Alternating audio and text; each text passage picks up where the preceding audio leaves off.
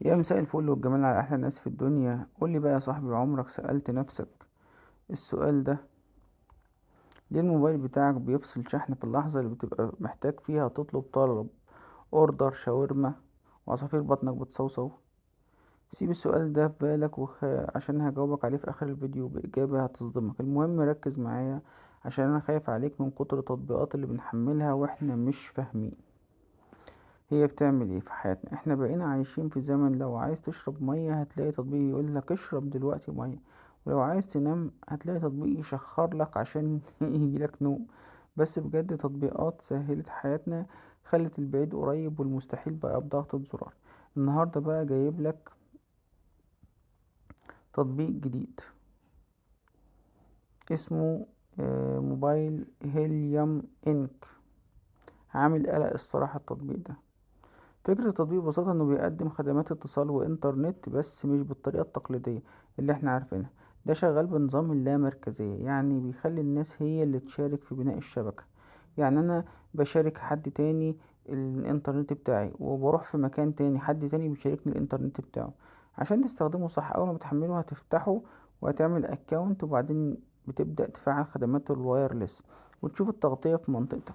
التطبيق مميزاته انه بيديك تحكم كامل في خطك وباقتك، وسعره منافس جدا برا مصر.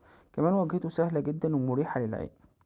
بس عشان انا ابقى دغري معاك وخايف على مصلحتك، عيوبه ان تغطيته لسه مش في كل حتة في العالم بنفس القوة، وفي ناس اشتكت ان خدمة العملاء بتاخد وقت شوية. لما دخلت قلبت في تعليقات البلاي ستور لقيت الناس منقسمة، في اللي طاير بيه من الفرحة عشان السرعة المختلفة تماما، وفي اللي بيقول يا فرحة ما تمت عشان التطبيق ساعات بيخرج لوحده بيعمل كراش. طيب انت اكيد بتسأل نفسك يا صاحبي، هو المطور بيوزع تبرعات؟ ما التطبيق مجاني اهو، بيكسب منين؟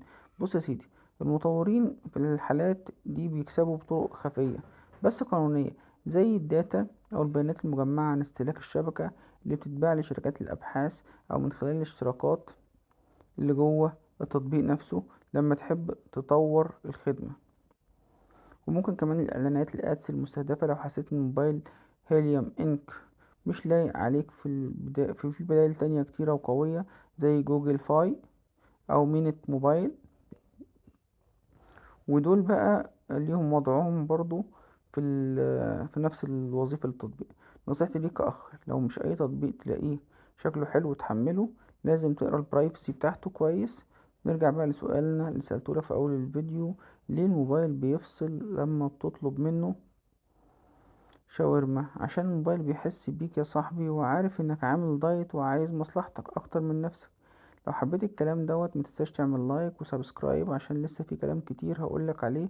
بجد خايف عليك يا صاحبي. سلام.